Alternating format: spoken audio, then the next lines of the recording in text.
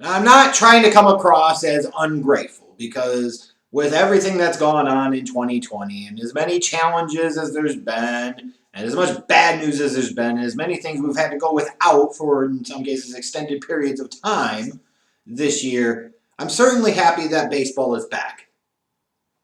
Even if it's a reduced schedule, even if it's this and even if it's that. Still at the end of the day, I am happy that baseball is back. Another sport in the fold, another sport that helps me feel like things have some shred of normalcy. Another distraction from my mundane daily life, and for that I'm very grateful. But what I'm not grateful for is Major League Baseball Commissioner Rob Manfred.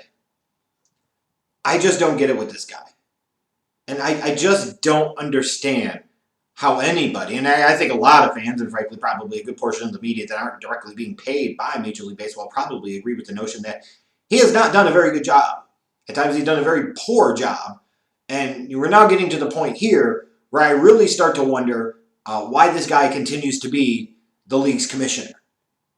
I even, beyond anything that's going on right now, I just look at a league that has so many, in theory, young stars. And I use Mike Trout as a perfect example. You'll see Ken Griffey Jr. back there on the wall. Like, that was my dude when I was a kid. And for a lot of other kids in my age range, it was maybe Barry Bonds. But there were also a lot of Ken Griffey Jr. fans. Like, those were the dudes. Like, they were stars. They were big stars. And Ken Griffey Jr. in particular was the star of baseball in the 1990s period. And as much as we could talk about Bud Selig going back in the day and so on, and the people that preceded him, the Fay Vincents of the world and so forth, the fact of the matter remains is the marketing operation, the promotional operation, the advertising operation, the gimmick operation was significantly better back then than it is now. And that's not just revisiting the past with rose-colored lenses. That is just a basic fundamental truth. Like, you've got Mike Trout, who is a special, tremendous player. Absolutely tremendous player. Will probably go down as one of the all-time greats in baseball history. Like, is that level of dude. And yet, if you ask the common person on the street who that is, they would have absolutely no clue. At least when you go back into the 90s. Most everybody knew who Sosa and McGwire were. They were household names, especially when you got to that 98 season. They became household names. You didn't have to watch baseball. You didn't have to be a baseball fan to know who in the hell those guys were. You recognized them, or you at least recognized the name. You knew who they were. Like, that's a measure of true star power. Griffey, Bonds, back in those days, at least people knew of them, even if they didn't necessarily recognize the face. Like, they were household names that were all over the place. They were everywhere. They were huge. And I legitimately feel like Mike Trout could walk through one of the busiest airports in the world, assuming that there were actually people in there because we had done a better job of managing COVID, and hardly anybody would recognize him. You would have to take a hardcore baseball fan in order to know that, hey, this might be the best player in the game and the best player we've seen in a long damn time. And you look at all the other stars, the Aaron Judges, the Giancarlo Stantons, and the so-ons and so forth, the Mookie Betts of the world. I could go on and on and on. All of these guys, I think about my Cubs and somebody like Javier Baez. Like, to me, that's a guy that is screaming out, should be a big-time massive star. Have all types of international appeal, like the personality he plays the game with and all of that stuff. Like, this is a marketable guy. And under Rob Manfred's leadership, they've done nothing. It's horrible. Like, that is gross negligence at a basic core function of what you're supposed to do. But when you talk about gross negligence, you think about Joe Kelly getting suspended and getting more punishment than any of the Astros players that were involved with the widespread cheating that they had, especially at home over the past couple of seasons. Like, that is gross incompetence to the highest degree and the highest level. In a 60-game season, you're going to suspend a guy 8 games, or what was it, 8 games, whatever the heck it was. Like, that's a big, big part of the season. But the guys that actually truly committed the major offenses got nothing. Nothing.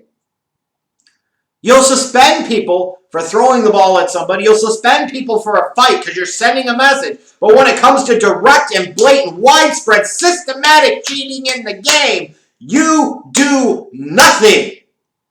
Like that, and that alone right there. That shouldn't have been a fans thing. That should have been the other 29 owners in Major League Baseball saying, you know what, Rob Manfred, you've got to go. You've got to go.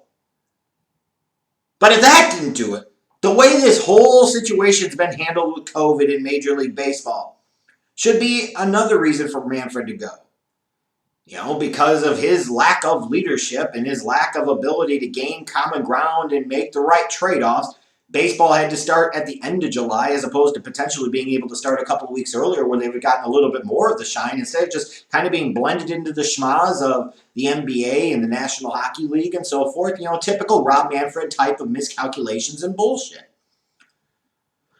But even then, once you get to the plan of how you're actually going to do this season, whereas you've got the NBA, who has at least of right now has done a really good job for the most part of being able to lock down the players, having them in the bubble, and as a result being able to minimize the impacts of COVID and being able to play the games relatively unscathed. Major League Baseball said, we're not going to do that. We're not doing any bubble boy crap. And as a result, what happens? You got teams traveling all over the place. Oh, look, it's the Miami Marlins. They've got a massive outbreak. I'm sitting there getting ready to watch Sunday Night Baseball, this weekend. And all of a sudden, lo and behold, won't you know, the St. Louis Cardinals have had an outbreak, and now that weekend series is canceled, and now this is happening, and that is happening. And it just speaks to me that if you had a more competent, credible, legitimate, accomplished commissioner than Rob Manfred, some of these things may not have happened. And most certainly you would have been able to do a better job of being able to push for some type of bubble or some type of restricted travel or so forth, the types of things that are help contributing to the situation that you have. Like, why bother having all these teams traveling on the road and to play in front of no fans? To me, that makes absolutely no freaking sense. You have spring training venues, like, go to those places. You have other minor league parks maybe where you could play your games. Like, there are plenty of other places you could have played baseball, kept things closer knit in terms of some type of bubble. You could have done something. And all the while potentially been able to help stem the tide and avoid some of these outbreaks that are going to cause great damage to the season and great damage to some of these players and these coaches and so forth. Like, it's bad enough we're going to have a 60-game season and then a playoffs. And at the end of the day, like, and this is even saying for my Cubs, who started off the gates relatively well. Like, thank God they won the World Series in 2016, because if they hadn't, if I was looking at this year being the year they potentially finally won the first World Series in 1908, man, you talk about an incredible letdown and disappointment, this would be it. Like, it would be zero connection, zero emotional investment, and would go with a thud, and it just feels like everybody's playing for an asterisk. And that's what it is.